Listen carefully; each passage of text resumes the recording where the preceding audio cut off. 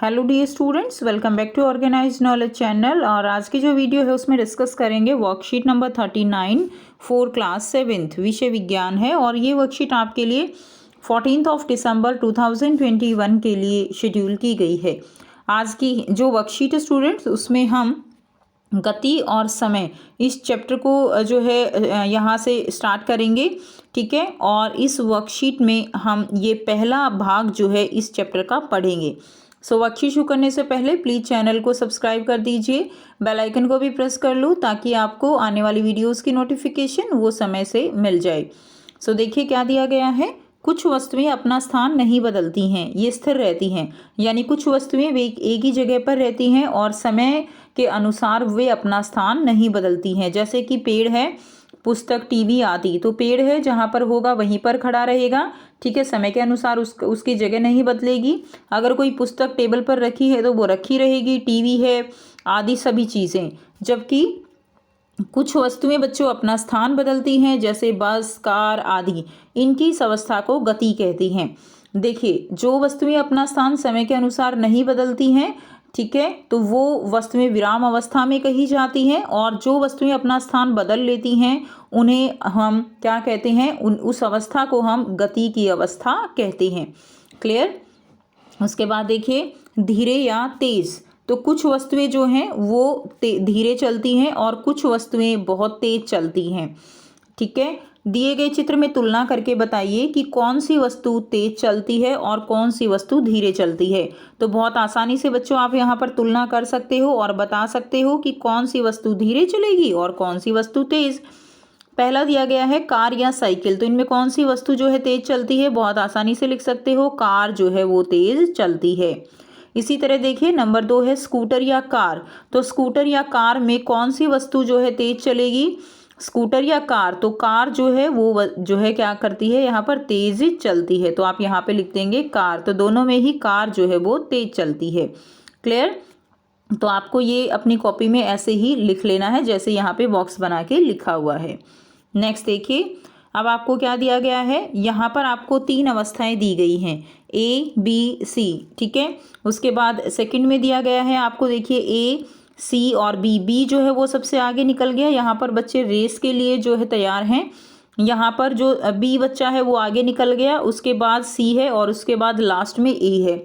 अब अगर यहाँ पे देखें तो अब देखिए क्या हुआ, यहाँ पर अब ए बच्चा जो है वो सबसे आगे निकल गया और वो लास्ट में जीत गया, ठीक है। तो एक निश्चित समय में वस्तुओं द्वारा दूरी तय करना यह पता लगाने में मदद करता है कि वह वस्तु तेज चल रही है या वह धीरे चल रही है। तो एक निश्चित समय में हमें जो है यह पता लगा सकते हैं कि कोई वस्तु धीरे चलती है या तेज चलती है। तो मान लीजिए अगर हम देखते हैं कि 10 मिनट में एक कोई भी गाड़ी है वो 10 मिनट में 5 किलोमीटर तय कर लेती है और दूसरी गाड़ी उसी 10 मिनट में 2 किलोमीटर दूरी तय करती है।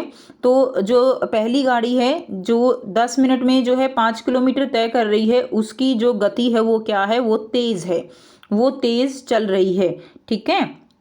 इस तरह से हम पता लगाते हैं। जैसा कि ऊपर दिए गए तीनों चित्रों में एक दौड़ दिखाई गई है। तो यहाँ पे क्या दिखाया गया है बच्चों, एक दौड़ दिखाई गई है। क्लियर। तो जो वस्तु किसी दी गई दूरी को तय करने में सबसे कम समय लेती है उसकी चाल जो है वो सबसे अधिक होती है। यानी जितनी दूरी हमें दी जाती है या किसी भी वस्तु की दूरी जब हम मापते हैं तो वो जितना कम समय लेती है उतनी ही उसकी चाल जो है वो सबसे अधिक होती है। तो चाल का हम क्या परिभाषा लिख सकते हैं, किसी वस्तु द्वारा इकाई समय में तय की गई दूरी को हम उस वस्तु की चाल कहते हैं। तो इकाई समय में तय की गई दूरी क्या कहलाएगी, उस वस्तु की चाल कहलाएगी। तो चाल का फॉर्मूला आपको याद करना है। चाल का फॉर्मूला होगा तय की गई दूरी बटे में लिया गया कुल समय, ठीक है। तो तय की गई कुल दूरी कितनी है और कितना उसमें समय लिया गया है वो क्या होगा, उस वस्तु की चाल होगी। उसके बाद देखिए, गति जो है, गति 2 प्रकार की है। एक होता है एक समान गति और दूसरी है बच्चों असमान गति, ठीक है। एक समान गति और असमान गति। एक समान गति कौन सी है, किसी सरल रेखा की दिशा में वस्तु की स्थिर चाल से गति।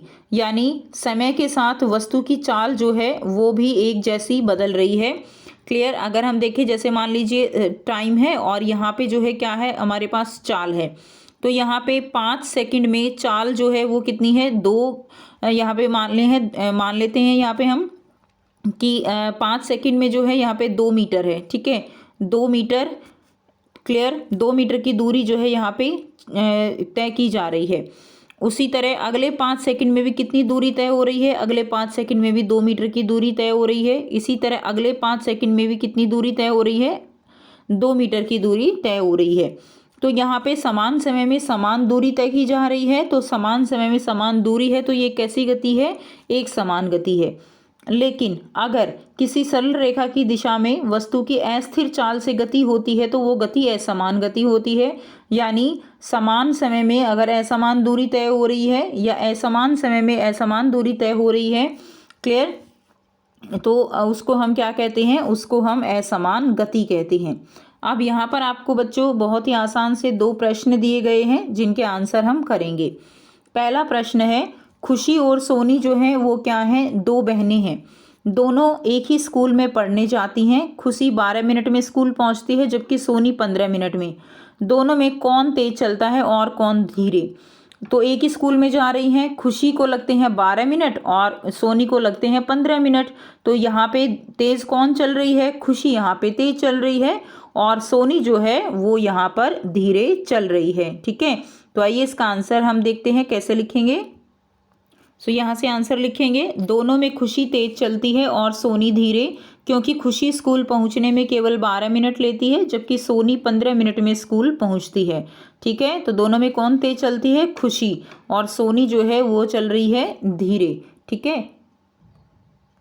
नेक्स्ट देखिए प्रश्न 2 है, इनका स्कूल घर से 600 मीटर दूर है, ये कार से 60 सेकंड में स्कूल पहुंच जाती हैं, कार की चाल क्या होगी। तो बच्चों हमने अभी पढ़ा कि चाल जो है वो क्या होती है, तय की गई दूरी बटे में लिया गया कुल समय। तो यहाँ पे अगर हम देखें तो दूरी कितनी है 600 मीटर और समय कितना है 60 सेकंड। तो हम क्या निकाल सकते हैं, हम यहाँ से चाल जो है वो निकाल सकते हैं।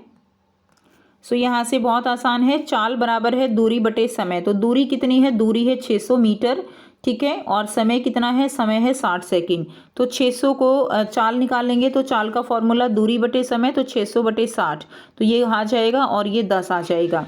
तो हमारे पास चाल कितनी आ गई, चाल आ जाएगी 10 मीटर प्रति सेकंड, ठीक है। ये हमारा आंसर यहाँ से हो जाएगा। क्लियर। तो इस तरह से आप इस क्वेश्चन का आंसर कर लेंगे। तो ये थी आपकी आज की साइंस की वर्कशीट। आई होप सभी बच्चों को ये क्लियर है। कोई भी डाउट है तो आप पूछ सकते हो। वीडियो अच्छी लगे तो प्लीज़ लाइक कर दीजिए, शेयर कर दीजिए और चैनल को भी सब्सक्राइब कर लीजिए। So thanks for watching students, मिलते हैं नेक्स्ट वीडियो में नेक्स्ट वर्कशीट के साथ। टेक केयर बच्चों, बाय बाय।